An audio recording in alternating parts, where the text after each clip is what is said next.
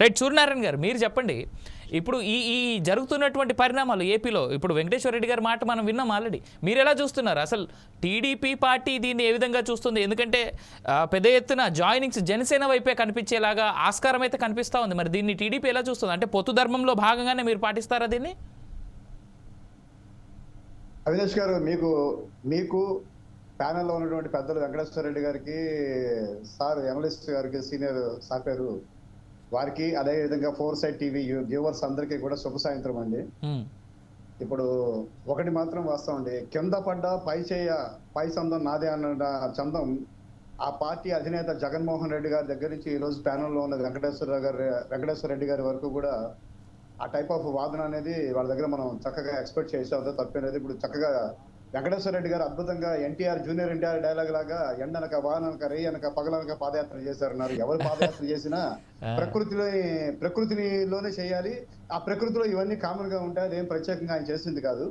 ఇక్కడ ఒక విషయం అండి, పాలిటిక్స్ లో నాయకులు అనేవాళ్ళు పార్టీలు మారటము, నచ్చిన పార్టీకి వెళ్ళటము, లేకపోతే ఈ పార్టీలో ఏదైనా ఇబ్బంది ఉంటే ఇంకో పార్టీకి వెళ్ళటం అనేది చాలా సహజం. భారతదేశానికి స్వతంత్రం రాకమునుపు నుంచి కూడా జరుగుతోంది.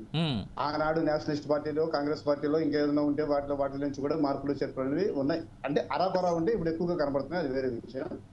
వాస్తవంగా పార్టీలు మారటం అనేది వ్యక్తి యొక్క హక్కు. అది అయితే ఇక్కడ ఒక దురదృష్టం ఏంటంటే అండి, ఇప్పుడు ఇందాక ఆయన చెప్పారు ఏదో ప్రజా శ్రేయస్సు కోసం నడిపించే తండ్రి లేడని తెలిసిన తర్వాత అధికారం రాకపోవడంతో తండ్రి సేవ అక్కడ ఉండి, కనీసం ఎవరైనా ఇంట్లో కుటుంబ సభ్యులకి ఎక్కడ యాక్సిడెంట్ జరిగిందంటే పరిగెత్తుకుంటూ స్పాట్కి వెళ్తారు, అక్కడ పర్యవేక్షణ చూసుకుంటారు, ఏంటి పరిస్థితి అని ఆతృతలు కనబడతారు.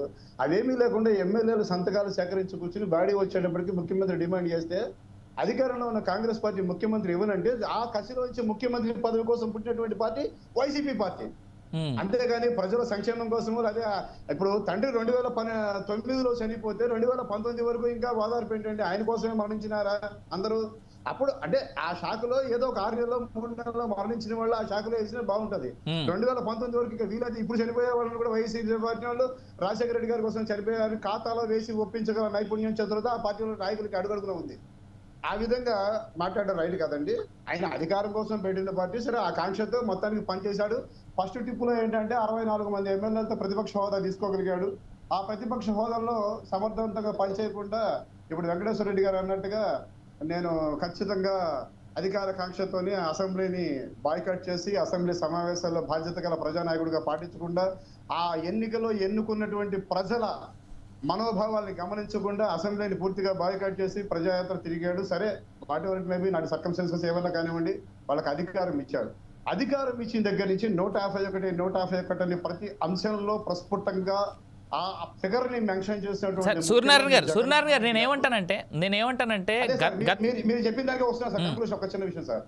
ఆ 151ని మెన్షన్ చేస్తూ ఏనాడైనా ఆయన రాజ్యాధికారం చేపట్టి బాధ్యత గల ప్రజా సంక్షేమం కోసం, రాష్ట్ర అభివృద్ధి కోసం చేసిన ముఖ్యమంత్రి లాగా పనిచేయాల. ఒక వ్యాపారవేత్తలాగా 4 సామంత రాజుల్ని, అది కూడా వాళ్ళ దగ్గర వాళ్ళని, సజ్జల రామకృష్ణారెడ్డి గారిని, వైవి సుబ్బారెడ్డి గారిని, విజయసాయి రెడ్డి గారిని, పెద్దిరెడ్డి రామచంద్రారెడ్డి గారిని 4 ఏరియాల్లో నియమించుకుని సామంత రాజులాగా వ్యాపారం చేశాడు. ఈ 151 మందిలో చాలా మంది ఎమ్మెల్యేలు ఈ 5 ఏళ్లలో ఆయన దగ్గరికి వెళ్ళి వాళ్ళ నియోజకవర్గ సమస్యలు కూడా చెప్పలేకపోయారనేటువంటి పైశాచికత్వం చాలా మందికి జగమెరిగిన విషయమే. ఆ ఎమ్మెల్యేలు వెళ్ళలేకపోయిన వాళ్ళు, వాళ్ళ నియోజకవర్గ ప్రజల కాంక్ష తీర్చలేకపోయిన వాళ్ళు ఏం చేస్తారు చెప్పండి? అంతదాకా దేనికి సార్? ఇప్పుడు చూడండి, సరే నువ్వు మంచిగా చేశానని నువ్వు అనుకుంటున్నావు, ప్రజలకు నీ పద్ధతి నచ్చలేదు. 2019లో మమ్మల్ని ఓడించినట్టు ఇప్పుడు నిన్ను ఓడించారు, 11 సీట్లకే పరిమితం చేశారు, ప్రతిపక్ష హోదా లేదు. ఈ గెలిచిన 11 మంది ఎమ్మెల్యేలలో 4, 5 మొట్టమొదటిసారి ఇంత దారుణంలో కూడా మొట్టమొదటిసారి ఎన్నికకి గెలిచారు. వాళ్ళు ప్రమాణ స్వీకారానికి మాత్రమే వచ్చారు, కానీ వాళ్ళని అసెంబ్లీకి నువ్వు పంపిస్తున్నావా? వాళ్ళని అసెంబ్లీకి వెళ్లకుండా, నువ్వు రాకుండా అసెంబ్లీకి వెళ్లకుండా ప్రతిపక్ష హోదా ఇస్తానని ప్రజల ఎవరైతే విశ్వాసంతో ఒక ఎమ్మెల్యేగా నియోజకవర్గం చేయాలి, ఆ ఓటర్లను అవమానిస్తూ, రాజ్యాంగాన్ని అవమానిస్తూ, ఆ ఎమ్మెల్యేలను అవమానిస్తూ మొట్టమొదటిసారి గెలిచిన ఎమ్మెల్యేని అసెంబ్లీకి రాకుండా అడ్డుకున్న నియంత పోకడ నీది. నీ నియంత పోకడ నచ్చకే నాయకులు బయటకు వస్తున్నారు.